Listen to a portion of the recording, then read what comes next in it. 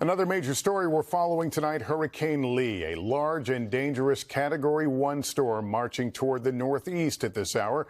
Kathy Park is in Maine, where a state of emergency has been declared.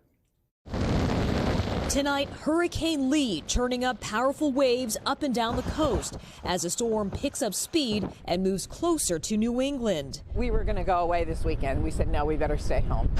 Massachusetts and Maine declaring a state of emergency, bracing for strong winds, rain, and coastal flooding. Know your zone. Learn if you live in an evacuation zone. And if you do live in an area that's prone to flooding, you should be prepared to evacuate if necessary. Marinas taking no chances. This one in Portland clearing out all of their vessels ahead of the storm. In my 11 years down here, we've had a full haul out like this about once. Emergency responders getting ready too. This doesn't happen often. We don't usually see a hurricane come up to and hit the Maine coast. We are usually prepared for winter and storm. The Portland Fire Department giving us a preview of what's to come.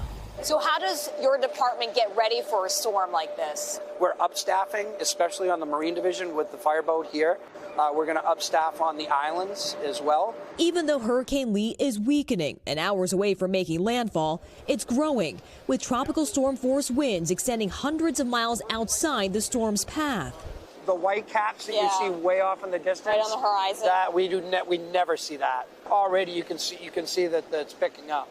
Lee getting dangerously close, with Nova Scotia now on high alert, expecting a direct hit this weekend.